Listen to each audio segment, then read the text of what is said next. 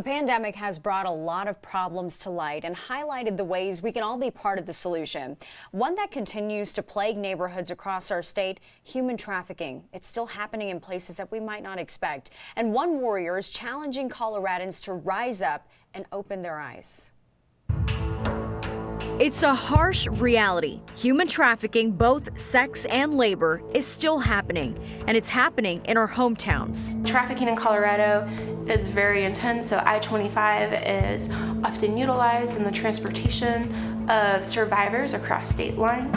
In more rural areas, agricultural settings foster labor trafficking. The pandemic does make it harder, but yet the pandemic is also creating an environment where more trafficking is taking place. The environment is something Jessa Crisp knows all too well, a warrior who made it to the other side.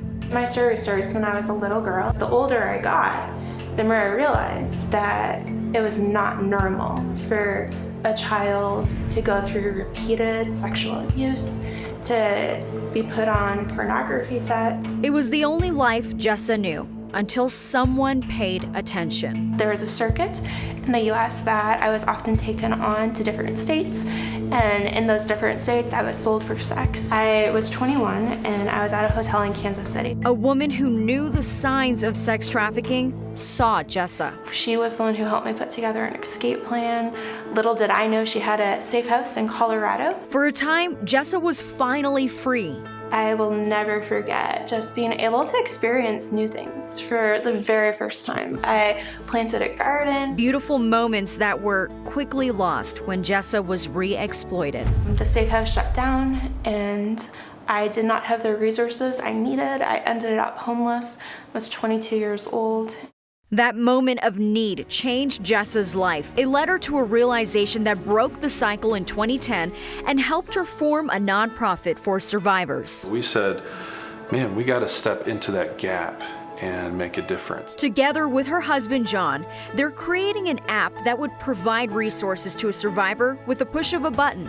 By having that response so quickly, that even would foster that hope in the life of the survivor that, man, I can push through this, I can survive. It's a way to prevent re-exploitation and, above all, give hope.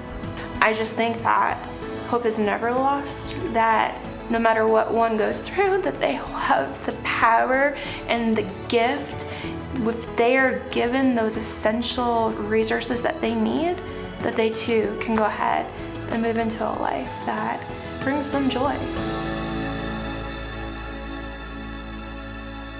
Jessa is just an incredible woman, such an inspiration to so many too.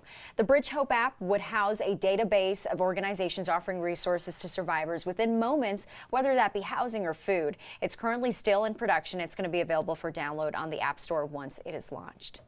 Every Wednesday, we're going to bring you stories of warriors who are rising above challenges we face here in Colorado. If you know of someone making a difference, let me know. You can nominate their story at 9news.com/warriorway.